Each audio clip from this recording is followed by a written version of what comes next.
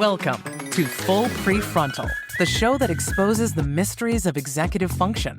This podcast is a collection of conversations about the role of the prefrontal cortex, which impacts your focus, planning, problem-solving, emotional balance, and independence.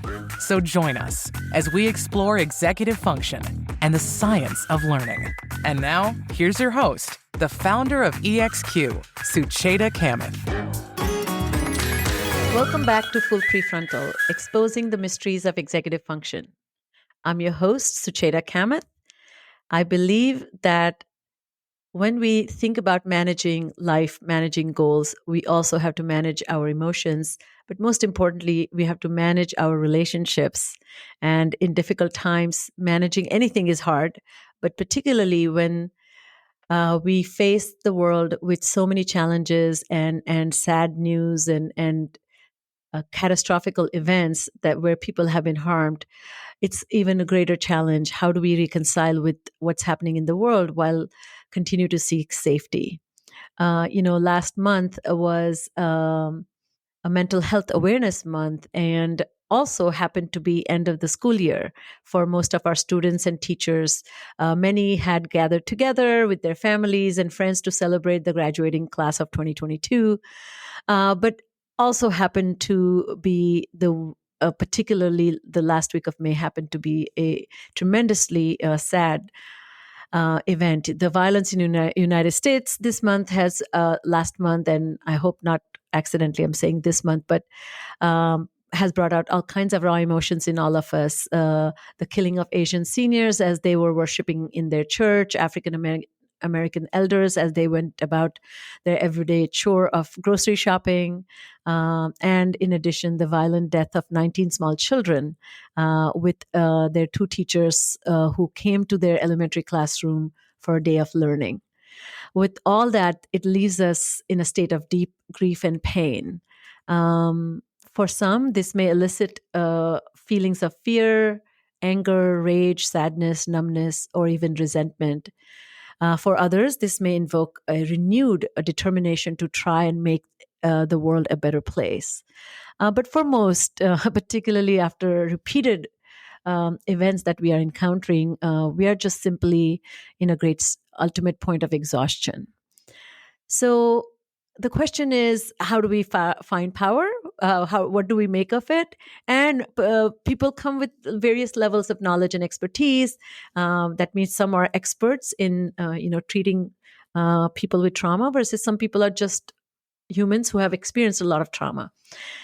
And as we talk about executive function, you really cannot think about managing without really living in spaces where life meets life, which is a great source of friction. So that's why it's such a great pleasure and joy to have this incredible expert and a phenomenal therapist, a healer, and educator, as well as an insightful human who I think we all need in our lives. It's my guest, Dave Melnick. He is an LICSW, which is a licensed mental health provider, a social worker, and is the Co-Director of Outpatient Service at NFI in Vermont. It's a statewide mental health agency primarily serving children, adolescents, and families.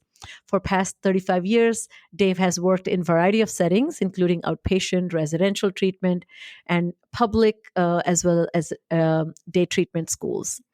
Along with his focus on developmental trauma, Dave has expertise in family therapy, adolescence attachment, reflective practices, and trauma-informed systems.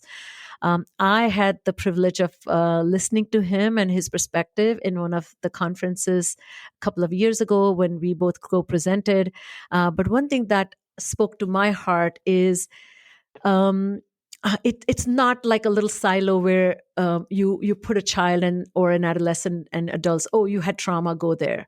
I think it has become a ubiquitous human experience in 21st century, and his work more than ever is most relevant, important, and valuable. Dave, in closing, teaches graduate classes for the Vermont Higher Education Collaboration and is a presenter and consultant in Vermont, New York, and Canada. Welcome to the podcast. How are you, Dave? Sucheta, I'm really well. Thanks for all that. And I particularly, as a social worker, very much appreciate the context that you provided, that one of the things that we social workers study a lot is context and ecological approach, and that by naming some of the painful, heartbreaking experiences that we have had in our country in the last month in particular, really provides the appropriate yet painful backdrop to some of the I things really hope so. And today, to begin with, I had a very interesting guest who was an anthropologist, and he wrote a book called Nobody's Normal. Roy Grinker is his name. And one thing that I learned from there, that the cultural tendency to form groups, like normal, not normal. And when we think about life experiences, anything that caused obstacles, grief or sorrow or deep pain, we used to write books about it, or people like Shakespeare wrote books about it. And now we find that in the last 150 years, as psychology has evolved, we are trying to help people reconcile with their life experiences and yet heal and move forward with great resilience. So my first question is, should we really, how should we think about trauma, or how do you define trauma? And secondly, what is considered traumatic experience? Losing a parent is traumatic, or having something, or just having life difficulties is traumatic. So it'll be really helpful for people to understand that framework. Yes. So I'll give a standard definition of what trauma is. And by standard, there's lots of different definitions. I'll use the one that is common in mental health, and I'll break it down maybe into 2 or 3 different parts of the definition. And I'll say, as a precursor to that all trauma is stressful. Yes. Not all stress is traumatizing. And that sometimes in the common language, in the common TV media discourse between human beings, people will use the word trauma when they really mean stressful or crisis even. So I'll try to break that down a little bit. But basically, 3-part definition is what a trauma is either sudden, unpredictable event or events, or relentless and immersive events that have a biological impact your body and overwhelm your ability to cope. So the 3 parts are, it's an event or events, or it could be relentless. And I'll break that down a little bit further. That impacts your body. In order for something to be traumatizing, it ultimately has to impact your body. And that the 3rd part of the definition is that it overwhelms your ability to cope. You can have a terrible event, even a traumatic event, but it won't store or have long-term effects if it doesn't overwhelm your ability to cope. So I'm going to separate between what a trauma is, which is what I really just defined was traumatic stress, because in order for something to be traumatic in a clinical term, a clinical way, it has to overwhelm your ability to cope. That means it's going to have longer lasting effect. The first part of the definition, you can be traumatized certainly by a car accident, by a physical assault, a sexual assault, by exposure to domestic violence. You can also be traumatized by immersive and relentless experiences like being Black or brown in the United States, being in the queer community in the United States, being a person with a disability. So those are just different in some ways from the way that we've thought about trauma as these events that get perpetrated versus something that is kind of woven into the fabric of our culture. So either are true and either can be traumatizing. Second part of the definition is that the trauma is going to impact your body, that on a fundamental level, it's going to have physiological, neurobiological, neurodevelopmental impact, particularly with the kids and families that I work with, where a lot of the trauma exposure is initiated early in their lives, sometimes even before they're born. And then the last part, this idea that it's going to have long-lasting, it's going to overwhelm your ability to cope. Largely what that means is that what a 27-year-old can cope with might be very different and is often different than what a 3-year-old. There's a lot of overlap between what might be traumatizing for everybody. Physical assault is likely to be traumatizing for most people versus certain events that might be surely traumatizing for an infant or a young child and may not necessarily be traumatizing for an adult with lots of capacities and coping skills. And then a fourth consideration is that we tend to think about trauma and its impact as having broad-reaching, comprehensive potential effect, particularly when it's early and frequent. And we use an acronym BETA, B-E-T-A. And what the acronym stands for is think about trauma as a biological body experience.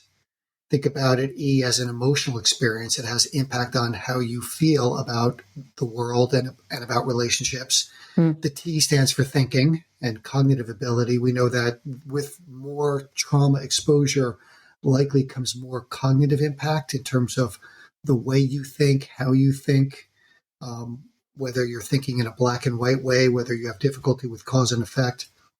And then the A of beta stands for your actions, that your behaviors, that ultimately enough trauma is going to shape and impact how you behave and how you act with yourself and with other people. Wow. I mean, first of all, I don't think on my podcast I have had an expert like you before, but somebody who actually breaks it down in such systematic way. So I really appreciate that, setting the tone for this conversation, because I think my reason for starting there is, as you mentioned earlier, people have different ways to conceptualize trauma, and to me it often feels like concrete buckets, like something you have to endure a loss of some kind, or something must have happened to you.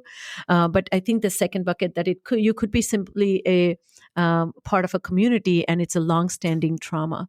The other point that really I would love to see if you can talk a little bit about before we move forward is this idea that body trauma is in the body. I think one of the most amazing experiences I have had, I'm going through my mindfulness meditation teacher training program with Tara Brock and Jack Cornfield, and I'm in my last 4 months, a few months, and I'm doing my practicum and teaching people.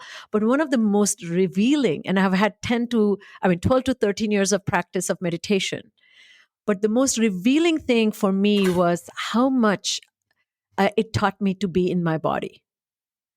And I had no idea, like I was not in my body. And I have not had traumatic experience in the way you describe, but tell us, what is this? Why does this happen to us that we suddenly become so cerebral? Like, I feel like dancers maybe are in their bodies more than any like CEO or CFO. Like, why are we such urgently moving out of our body? I think when you've been traumatized, one of the ways that we think about it is when your body is a battleground, there's a lot of wisdom in getting away from the battleground, and that we have a variety of compensatory ways as human beings to get ourselves away from the scene of the crime, the places where the perpetration occurred. It's important to note and to recognize that, of course, your body can be traumatized by literally it being assaulted and touched inappropriately. Your body can also be traumatized by through any of the senses. So one of the typical areas that I've worked a lot with is kids that have been exposed to domestic violence, even when the perpetrating parent, usually a male, doesn't even lay a hand on the kid. And it used to be thought that nobody laid a hand on this kid, there aren't going to be behavioral, emotional, cognitive, and biological impacts. And in the last 20 years, it's been very clear. We have moved beyond in a lot of places from trauma theory to trauma fact. And one of the trauma facts is that you can be impacted traumatically even by things that you hear and by things that you see, even if nobody kind of breaks the physical threshold of your body, of your skin. One of the slogans that's often used, and I meant to say this from your first question, is in answering what is trauma and what is not, it's really individual around it is individually identified and labeled and named.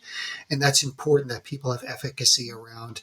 If it feels traumatizing to them, the slogan is the meaning is the marker. And what that means is the meaning that the trauma had for you. And so some people get assaulted and don't ever develop traumatic related symptoms. And some people get assaulted and come up with and are diagnosed by me or a mental health professional within a month or so of post-traumatic stress disorder. And so we're just really beginning to tease apart who is at more risk, how are people at more risk, where, and you mentioned in your introduction about resilience, where does resilience become some protective factor to prevent post-traumatic stress when you've been harmed in either singular or multi-incident kind of traumas. And so we know something about that. We're still figuring out what we know about why do some people come back from combat with PTSD and why some don't. Why are some kids exposed to domestic violence and find their ways very successfully in life, and why do others turn to things like self-harm and substance abuse disorders and mental illness as a way to retreat and survive what they as you were experienced. saying about this battleground and leaving the battleground, but most powerful thing I thought you said was, you can experience harm through 5 senses. So, without even being touched. And I had an expert, Kip Williams, who studies ostracism. And he talks about this, when you are excluded, the kind of harm you feel of not belonging, and people physically make themselves small. They actually like fold their bodies inwards, they cross their legs, they fold their arms. So you talk about that trauma staying in your body, you suddenly don't occupy. And then you're familiar with Amy Cuddy's work where you talk about, that body posturing can really change the cortisol level in your brain. Makes perfect sense to me. Really powerful. And it's interesting, Sucheta, what you said, humiliation is a body-based experience. Embarrassment is, right? There isn't an emotion that we have that doesn't emanate and originate in our bodies. So when you're frightened, that's a body-based experience. When you're happy and joyful and excited and despairing and despondent and rageful, it's all body-based experiences. And one of the experiences of people that have been traumatized is the dissociative move away from, disconnect. I really like the term humiliation over bullying, because I think the bullying has some sort of like somebody is overpowering you and, kind of destroying you. Humiliation is so subtle that you're standing all together and you can be humiliated. I feel like there's a way to introduce, or there was this is a silly little example, but there was a movie about the House of Gucci, I think, and there was the woman who murdered her husband, one of the Gucci sons, and or one of the brothers, but she came from different class, and in the movie they show subtle the way the husband, who is very wealthy and he's a Gucci, treats Lady Gaga's character, and it's just causing humiliation, just making references to how she wouldn't know, because she doesn't have class, she doesn't have, and you can cringe, so even as I feel like when you're witnessing this type of social encounters, you can actually feel I don't mean pain, like not trauma, but the pain of somebody else's suffering. So let's talk a little bit about then, should we dive into this, what it means to have trauma-informed and trauma-transformed approaches to helping people cope and then move towards resilience? Maybe it's a good idea to start talking about that. Yes, I will. And one of the things about humiliation and bullying focuses on names and labels the perpetrator. Humiliation names and labels the victim, the person that has been harmed. And that one of the things that I'll hope to touch on today that is about addressing the nonverbal, unspoken, unsayable experience of being traumatized is oftentimes we as therapists are trained to pay very careful attention to nonverbals. And in the work that I do, largely in public schools, is to try to give teachers permission to pay attention to the nonverbals, and that nonverbals coming from a child, whether you know or suspect if it has had a trauma history, is as relevant a bit of information, and to empower and teach teachers how to comment on those nonverbal expressions that could be about fear and worry and anxiety and despair and impending concern that the child has. that if we wait too long for the behavioral manifestation of some of these unsaid things, then by the time they become behaviors, they get very difficult to deal with. When we address them as biological and nonverbal impulses and experiences, we often are working in a much more preventative way, which aligns with your question around what's trauma informed, what's trauma transformed. Is this just different language? So I can go into that. Yeah, and if I can just ask you one more question along those lines, that I think, when ultimately what I'm hearing you say, and it's such an interesting thing because, I also have been a therapist for 25 years and, I'm a speech and language pathologist, so very much trained in nonverbal communication and nonverbal communication disorders. But what's so interesting, the perspective was never about trauma. It was about effective communication, and you are speaking when you're conveying meaning when you're not using words. This idea is when we would focus on nonverbal communication, and it's interesting, in our training we didn't have that. Like, you as a therapist have trained to pay attention to nonverbal in a very different way than I was. But it's so funny, after working with a lot of people with brain injuries, one of the interesting things that I saw a lot, if they had had any previous trauma, such as childhood sexual abuse or, some very, very poor treatment, or experienced ostracism as a belonging to a minority community, and then they had a traumatic brain injury, all the layers of a defense mechanism or protective mechanism they had built vanished. And now they presented double vulnerable in therapeutic situation, where so the loss of functionality or skill set was much more severe than the brain injury would define. And so this would become a very difficult situation. And so that's how I got exposed to this understanding that history, as you were mentioning, people are whole, they bring their whole selves, and you cannot really say pinpoint an event that made you or broke you, but you also have to look at where they come from and where they want to be. So I was just wondering if you had similar experience about, as you think about this bigger picture of the context of people we are helping to deal with life in a better way. Say a little bit more about that. So I got curious as you were talking about when you made the switch between your classic training as a speech language therapist and became more integrative and looking at nonverbals and subtlety. That was with your work with people with traumatic brain injury, yes.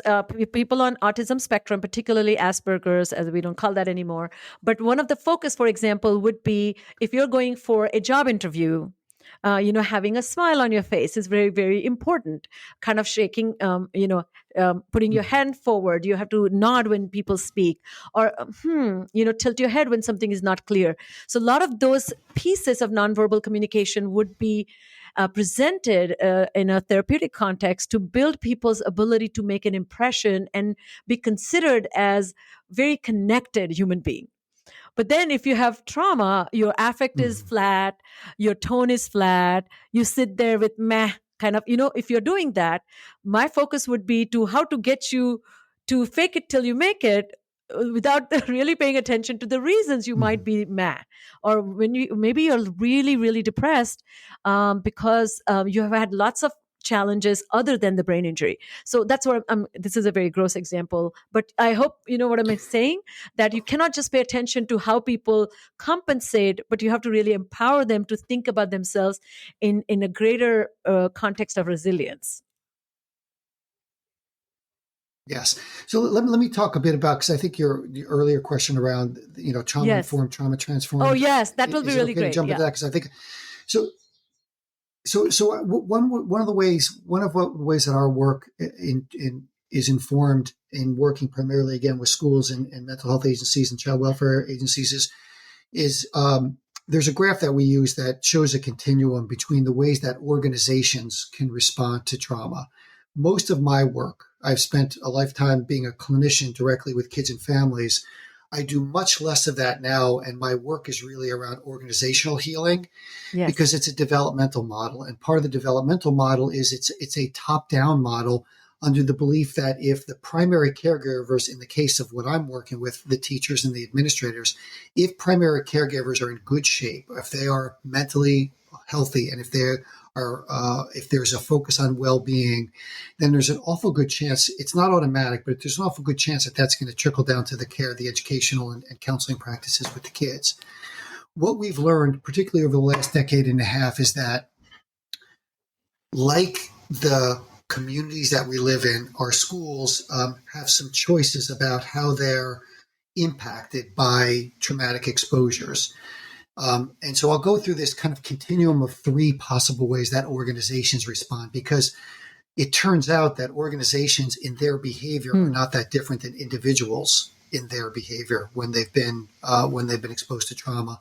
And that there's three kind of choices on this continuum that an organization like a school district can demonstrate when they've experienced a lot of trauma. And so in the context of a school, every school, regardless of socioeconomic, regardless of location, regardless of the ecological system around it, almost every school, I could say, has some trauma exposure, and almost every school that I'm aware of perpetrates trauma.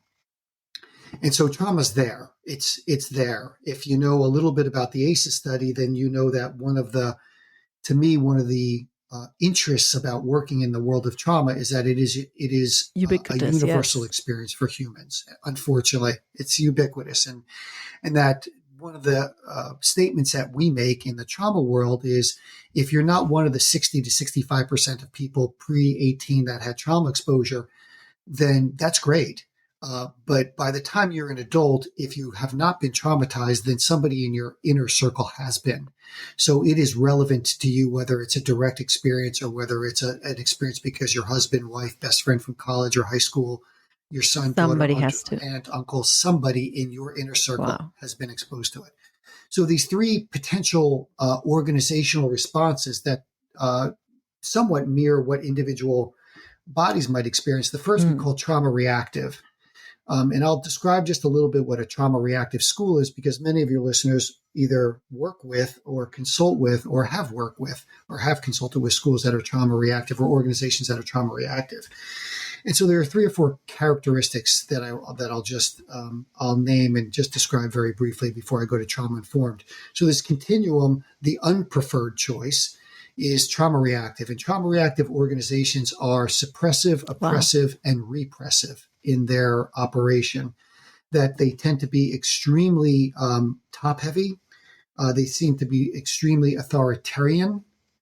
And there is a promotion in schools like that of maintaining the status quo. So power is centralized. There's no voice and choice. There's no real interest in what teachers and aides and bus drivers and food service people have to say about the organization. Is very top down. These trauma reactive organizations are often full of people, good people, that are often and frequently reliving and retelling and repeating the same trauma narratives over and over again. Oh, these kids, or I'm never listened to, or I can't believe that we have to do this, and there's another initiative. When you listen to the narratives of the people in trauma reactive organizations, they often don't evolve. One of the efforts in trauma treatment is we want to help people change their story from, a victim experience to a survival experience, from a helplessness to a sense of agency. And what you find in trauma reactive organizations is very few people have a sense of agency. They're often feeling consumed by and overwhelmed by the stress. And then the third symptom that I'll just highlight in a trauma reactive school or trauma reactive district is, frighteningly, the workforce tends to parallel the symptoms that we find in traumatized people. So all the things, Sucheta, that you said already, the numbness, the acting out, the running away, the fight, flight, or freeze that is so ingrained in people that have been harmed a lot. Because schools are working with, because schools are working with and often taught by people that have had trauma exposure, if we're not careful, then the system tends to be a mirror image of trauma. And that becomes hugely problematic. So that's trauma reactive. And those organizations tend to induce trauma. There's a feedback loop where instead of helping, the workforce and helping the educational leaders and helping the kids, they're actually harming. There's this mirror image of chaos happening between workforce and students and workforce members. So that's trauma inducing. We want to move away from that. And unfortunately, there's still organizations, mental health organizations. So I just have a quick question, if I may. Moving up as I'm listening to the trauma reactive schools, I mean, how about trauma reactive job places, trauma reactive countries? Like, talk about, culture. Like, I had Michelle Gelfand, who talks about tight and loose cultures. She's an expert who studies cultures, or sociologist who studies the way like, in order to get larger groups to cooperate, they believe they don't distinguish between the rules that allow you to become seamless in your execution or stay productive versus not challenge any ways to do things to make it seamless, but it's also make it suppressive. So I'm just thinking about, and how about households? You can run trauma reactive households. Sucheta, I think the concept so far, you're exactly right. You can apply it on a very micro level in a family, in a person, and you can apply it very globally in the way that you did to a state, to a community, to a nation, and look at what's happening globally in terms of the level of rise of authoritarian. Just the top-down, in control models that are beginning to take more hold. And so you're right. It's micro, macro. And the other thing, if I can also say, and maybe get you to reflect, that this is almost assuming some automatons are running the world. Like there's no humanity, there's no vulnerability, there is no ability to say, I'm having a tough day. Like, how does this culture become so prevalent? Like, what are we trying to do? Achieve optimal output? Yeah, I think, I got a million different answers for that, and many of them are more political than psychological or social work. Well, social work is inherently political. But I think one of the things I observe that's going on in lots of places is as there's challenges to the existing power structures, the people in power, like I rep white, straight, cisgendered men, when power is being challenged from those that have historically had it and taken it, there's a counter response, which is, no, you don't. Nope, we're gonna grab even tighter. And I think that's part of what we're seeing in our country right now, and have been for a long time. Wow. And so that trauma reactivity is, again, it's another version of, I can talk about it as oppression and suppression and repression. It's again, some versions of fight, flight, or freeze. And that one of the things that I think a lot of our leaders are demonstrating right now is a fight response. Oh, you want equal shares in things? I'm going to fight you, and I'm going to outmaneuver you, and I'm going to withdraw support, withdraw resources. I can to ensure. Yeah. All that stuff. Yes, absolutely. So moving in the continuum, getting where we would want to be getting. And then if we have some time, I'll talk about at least my sense and our sense in our work around some of the remedies for this. The middle part of the continuum, if we're moving our way towards the, up the continuum, is trauma informed. And trauma informed is great. I'll define it very quickly. Many of your listeners know some of the standard classic definitions of trauma informed. But I do want to say that that trauma informed is great, and it is a clinical model. It is a downstream model. It has really historically been focused on how do we help people that have been harmed.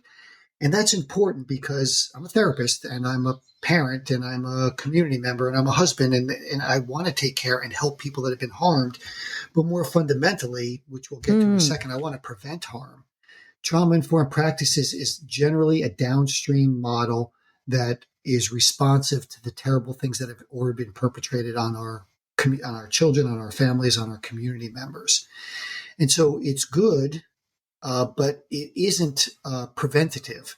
And so the basic features of a trauma-informed school, and I hear a lot of people say, I'm trauma-informed, or we are trauma-informed, without being able to really define what that means. I'll give you a quick definition that is part ours and part coming from SAMHSA. Sorry, tell us what SAMHSA is. Some people may not be familiar with. SAMHSA is the Substance Abuse Mental Health, Got it. Yeah. the government agency that one of the U.S. government agencies that oversees mental health and substance use treatment. So I'll give their classic example, and I'll describe briefly what's good about it and what's problematic about it.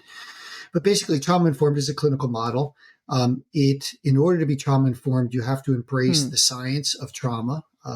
20 years ago, we were talking about it as trauma theory. Today, it's trauma science. It is information that we know very clearly in terms of the impacts of trauma on individual bodies and on collective bodies, on cultures, like you were saying, Sucheta. A third component is that in order to be trauma-informed, we begin to use universal concepts and universal language to describe more collectively what we're seeing, instead of having various different opinions about why kids and why workforce are behaving and operating the way they are. We try to develop some common lens, not common style. We don't want to take people's style away. We want individual style because there's beauty in that. And then the fourth component of trauma-informed is a recognition that you cannot talk about trauma unless you're also talking about cultural trauma, unless you're talking about racial trauma and class trauma and transphobia and sexism and genderism and homophobia, and all the phobias are included in what is considered to be a trauma-informed lens. And then there's the 4 R's. 4 words that start with the letter R. That is part of the SAMHSA definition of what it means to be trauma-informed. I think it's a really good start, and I'll describe where I think it's a little bit short in pursuing where ultimately we want to go. So trauma-informed, by the classic definition, the first R is that, and you said it before, is that we realize how universal trauma is. It is unfortunately human experience. And that by realizing it, we understand that we unfortunately keep inventing ways to harm each other as a species, and that it is ubiquitous and universal, and that in order to be courageous in addressing it, we have to acknowledge how big it actually is and how frequently we. If I can just, add one component that please. Just strikes so deeply with me is what Kristen Neff, who is a guru of a self-compassion, talks about. That she has 3 steps to self-compassion. This by definition is the warm and understanding, being warm and understanding toward ourselves when we suffer or feel inadequate, rather than flagellating ourselves with self-criticism. But the second component of that, after being warm and understanding towards ourselves, is recognizing common humanity, that it is universal. And I think the part that really I think is so helpful, because I think there can be extreme sense of violence against an individual or trauma and harm, but there could be simply being excluded can also feel equally hurtful. And I think that includes everybody with this idea of the first R that you're talking about. Didn't mean to interrupt, but yeah. Yeah, and the absence of certain. No, that's perfect. The absence of certain experiences. And Sucheta, I love just listening to you, because one of the things that it sounds like you do, I'm just meeting you for the second or third time, you're very integrative of information from a variety of different people. Like, you clearly listen because you listen to people because you're integrating ideas. That's part of really the pursuit of being trauma-informed and trauma-transformed is how do we borrow ideas, brilliance from a variety of different, from philosophy and ecology and sociology and mental health and occupational therapy and speech and language, that it is inherently integrative to be trauma-informed, to think in a variety of different ways. Thank you. So I appreciate that you. And that's why we connect, because you're exactly like that. I just love that. Yes. Try to. So the realizing universalities, first R. Second R is recognizing signs and symptoms. And most people are trained in that second R. You get your local child welfare, to recognize, what does trauma look like in the body? What does it look like in your behavior? What does it look like in your emotional style? What might it look like in your relationships, in your interpersonal style? What does it look like cognitively? There's lots of reasons why people are rigid in their thinking.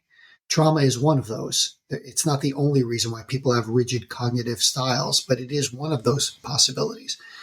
The third R, and this is the third and fourth R, is where it gets a little bit tricky for me in terms of trauma-informed. The third is to respond in ways, in order to be trauma informed, you have to respond in ways that are trauma informed, yet there's no universal accepted way of what Wow. trauma Yeah. informed means.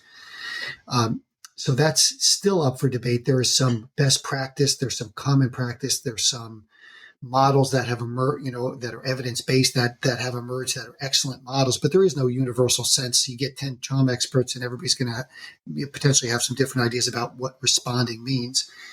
And then the last one is also problematic. It's good, it's well-intentioned. The fourth R is to resist re-traumatizing people. If you're trauma informed, you have to be working towards not harming, not perpetrating more harm. That gets complicated because I have rarely, if ever, in my 40 years of being a social worker, I've rarely met a professional that intends to harm a kid. But just about everybody I've met has harmed a kid, including myself, like in something I've said or thought or did it or didn't do, that it really is much more complicated than just stating your intention not to reharm somebody that's already been harmed. And that part of what many of us are learning or relearning is white supremacy alone is harmful. And those of us like myself that benefits as a white, straight, cisgendered man, that even if I do nothing, I'm harming. Especially if I do nothing, I'm still perpetrating harm because of all the privilege that I have.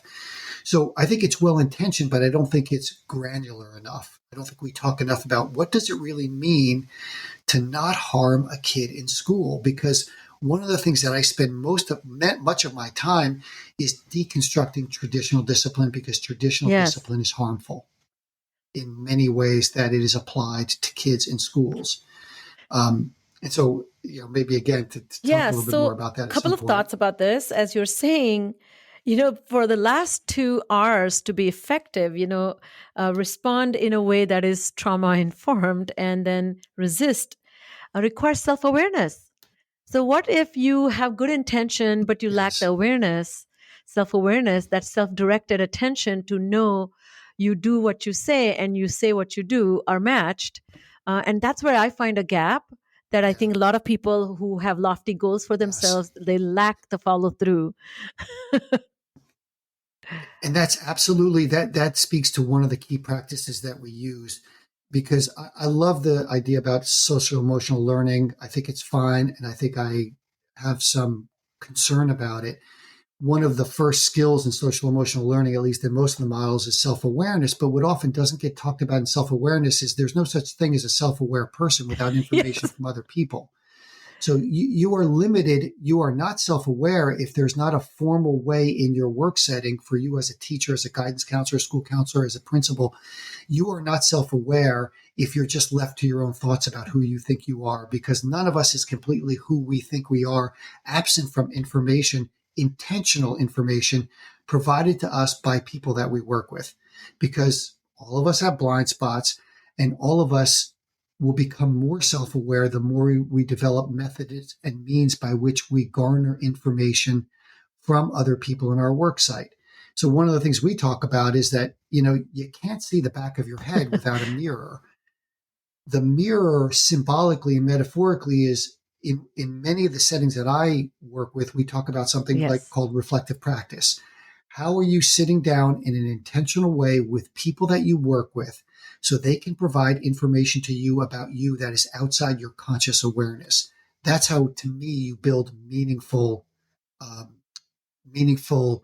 awareness to the level of improving your practice far more than you can if you're just in your own head about who you think you are.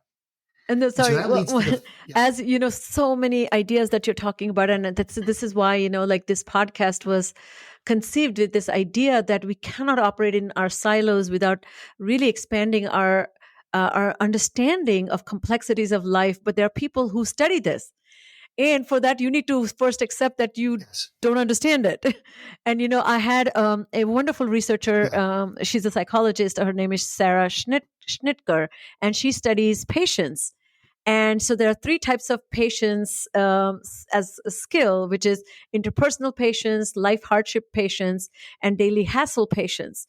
And I find that we have educators and parents in these spaces with children, and particularly from my world and work with executive dysfunction, from your world having real life barriers which makes you either full of anxiety or resistant or whatever the situation is, you cannot offer support and help if you haven't done the work of developing patience and cultivating patience. And people who are less patient, Yes. to me, they're acting as if they lack the trauma informed. They have good intention, but they literally can't practice it because they don't have this patience towards people's resistance to their good intentions. And I see that's such a powerful problem that nobody's mitigating. Everybody's assuming when you go into the field of education, you are nurturing. Well, you may be nurturing, but you may not be patient. Yes. And I regret that I should have said 45 minutes ago that trauma-informed, trauma-transformed, trauma work is equity work. It is part of equity work. And that the what people in social justice and equity work, pro-equity work really focus on is, that it's about impact and not intention, because lots of therapists, lots of parents, lots of teachers will say, well, I didn't intend to hurt the kid. When there's a significant power differential, you don't get credit for your intentions, you get credit for the impact, and that we are accountable as people with power for the impact and not what we intended or not. And so part of what happens with trauma transformed, which is the aspirational and attainable next step. So trauma informed is good. I mean, I think if an organization and the school says we want to be trauma informed, I'm all in. I'll be with you. I'll help with that. I think the 4 R's, I think the science of trauma is compelling and important. I don't think it goes far enough. And so, please, yes, I did interrupt you. Thank God you remembered. But I'm so glad you mentioned, because when we did the conversation before this interview, you had mentioned about why this is an equity work. And I'm so glad that I also forgot to bring it up. So thank you for remembering to do that. Yeah. And it shouldn't be talked about as a replacement or different from. It is all of it. Yes. Underneath the umbrella of general equity, of how do we bring the resources to people that need the resources so they can be successful in life. So the third in the continuum of possible places for an organization to respond, a school in this case, is trauma transformed or as a healing organization.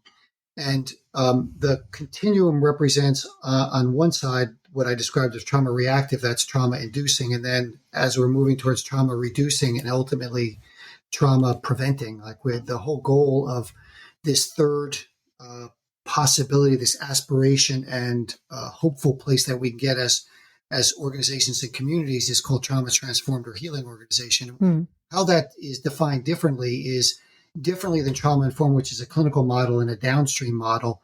Trauma transformation is an upstream, and it is essentially a political model.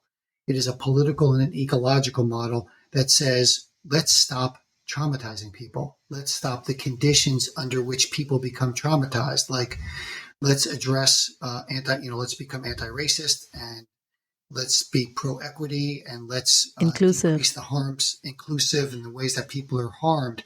So the 4 R's that I talked about from SAMHSA as what is a central part of the definition of trauma-informed, the 2 R's that we add out, one of the ways that we add on and create trauma transformation is, again, thinking about upstream and it as a political movement.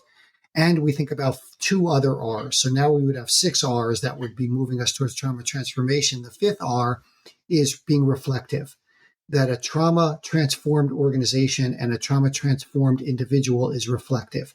They think about their own conduct, their own belief systems, their own biases, their own assumptions, and they're courageous and brave enough to develop methods and means by which they are evoking information about themselves from other people.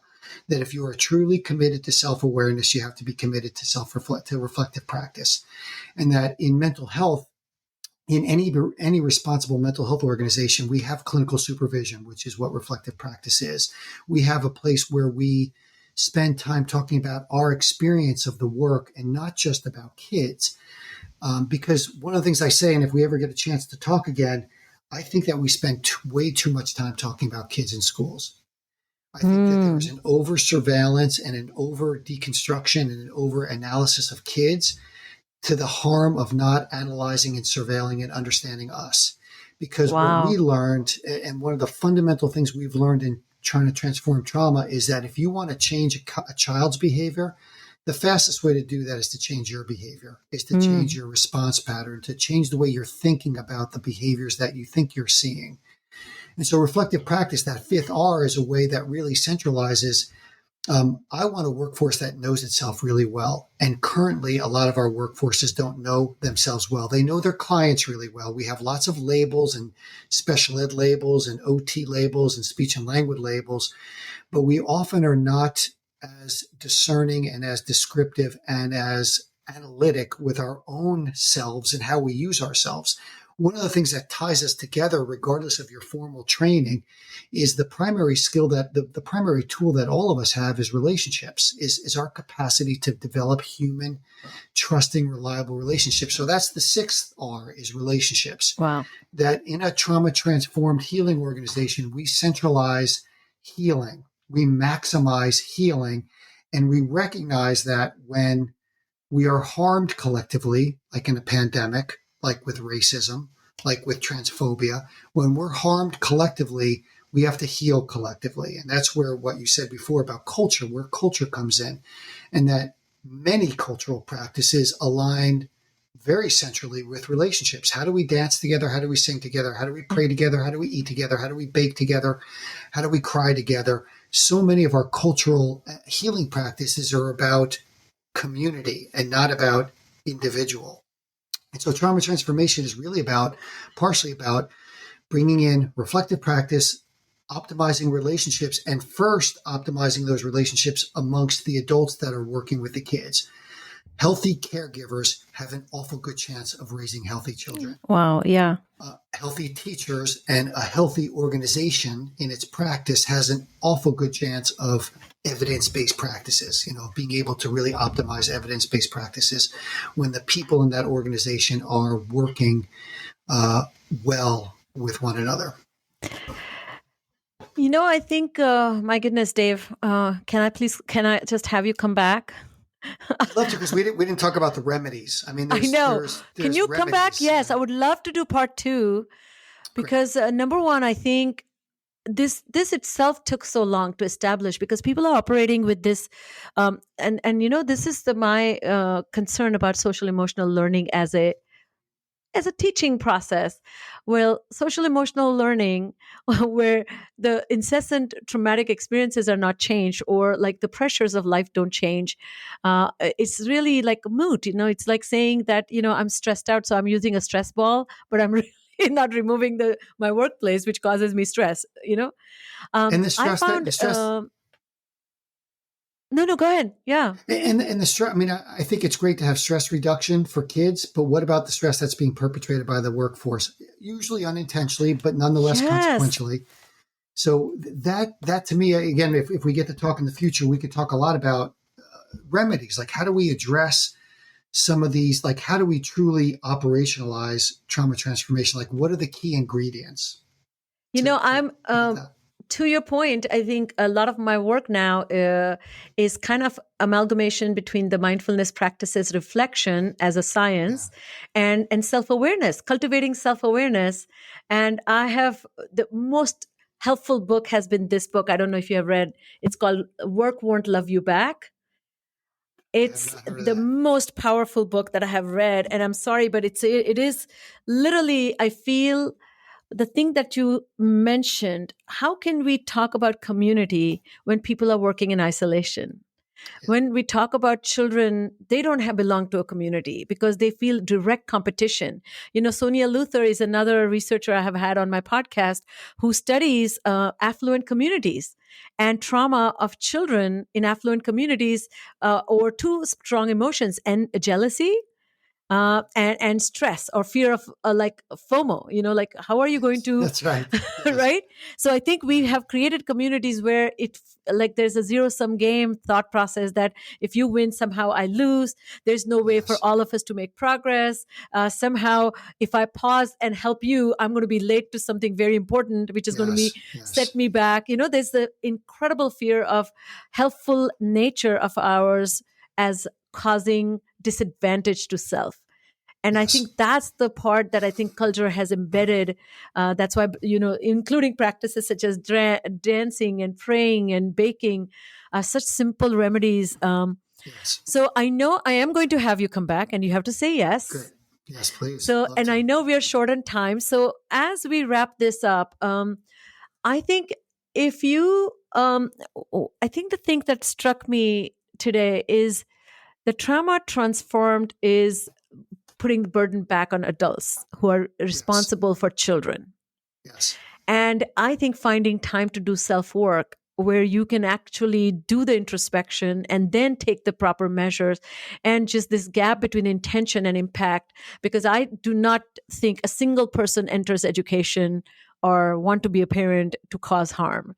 But I think, how can we take responsibility? So as we wrap this up, can you just give some simple suggestion, one suggestion, and we'll come back to the whole gamut of suggestions where what form of reflection do you think is most helpful and impactful, if you know nothing, but there's more work to be done, but what is the Yeah. first step of reflection? Yeah. To me, a first step of reflection is find a colleague or two that you trust and begin to ask questions about your own conduct. So what typically happens in schools is when somebody's having trouble with a student, we spend an hour talking about the student. I can, next time we talk about some very simple questions. The typical question I ask when I'm doing a consult with a teacher around a kid that they're struggling with is, after they describe the kid, I want to know, what's your relationship with that kid?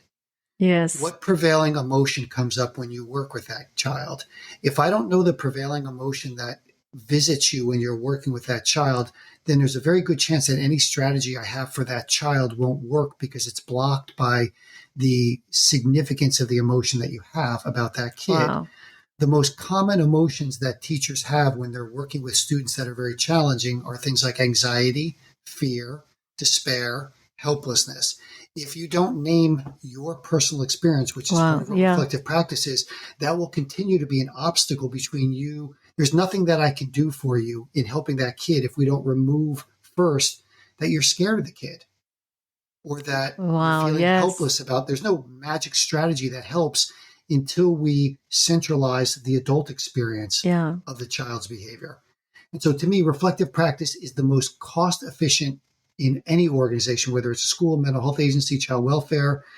It's the most cost effective way to develop. We talk about professional development. Professional development largely doesn't work. The research says that it largely doesn't work, but we keep putting our workforce in front of people for 3 or 6 hours of lectures in a passive learning environment where they never really do some work around, what's it like for me to work with kids that I really struggle with? Who are the kids that I work really well with? And more importantly, who are the kids that I don't work well with, and why? Because if you can impact that, then you've just saved consulting on 10 different kids. If you can figure out, because you changed. Yeah, because you change. Like, some people don't work really well with mouthy kids or defiant kids. Once you understand what that experience is like for you, it's much more efficient to change yourself than it is to change 10 different defiant kids. That's like, I don't know how to change 10 different defiant kids in the course of 2 years of working with 2 different grades of kids. So, that's where I would start is reflective practice. I would talk, if we get a chance to talk again, I talk a lot about stress and stress mitigation. And I talk a lot about reframing, would be the 3 core skills I would use. Well, definitely you have to come back. So as I was going to just share one reflection practice that I have in my practice when I work with kids and adolescents and adults is I do exit survey for every kid and say, so tell me how I did on a scale of 1 to 5. What do I get as a teacher today? What can I improve? What did I do well? And then can I do that same with you? So it's so interesting. I get like I just saw a kid last week, and he gave me 7, and at 7 I said, wow, I have a lot of room for improvement. He said, Sucheta, don't you know I always tell you use small words? If you use small words, you will get 10. It was so funny. But the part that I think, I asked that with older, is like, did I treat you with respect and dignity you deserve? And I think that to me is the bane of our interactions with people. Are we seeing them as if they're wholesome people? Yeah. There's so many things, because it's a great set of questions. And one of the other methods that we can talk about next time is, do teachers or therapists videotape themselves? Yes. Which we routinely do in mental health when we're doing clinical work in certain settings, because you'll see things about yourself that you had no idea. You'll see patterns and habits. You'll recognize things that are incredibly helpful in shifting your practice. But I love the idea of talking to clients, whether they're kids or whether they're adults, and getting feedback right away.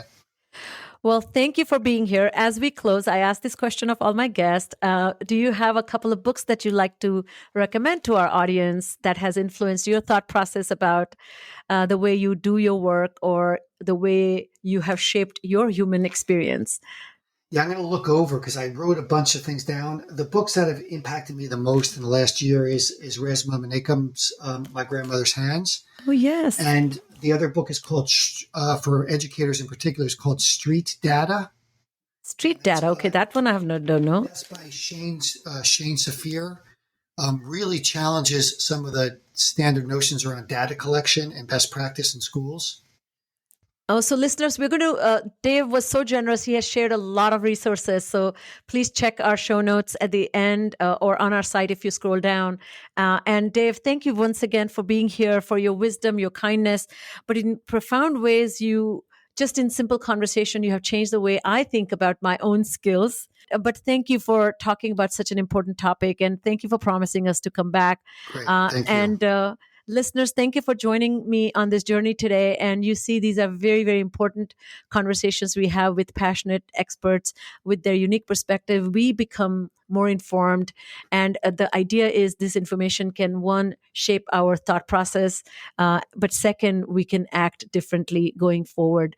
So if you loved what you heard, please share it with your friends, colleagues, and family. And second, if you loved what you heard, please leave us a review, because that's how people find us. So thank you once again, Dave, for being here. And thank you, everyone, for tuning in our podcast today at Full Prefrontal. Sucheta, thank you. Thank you for listening to Full Prefrontal, exposing the mysteries of executive function. To contact your host, Sucheta Kamath, and learn more about her work on improving executive function, visit her website at exqinfiniteknowhow.com. That's www.exqinfiniteknowhow.com. Tune in next week for another informative episode of Full Prefrontal, hosted by the founder of EXQ, Sucheta Kamath.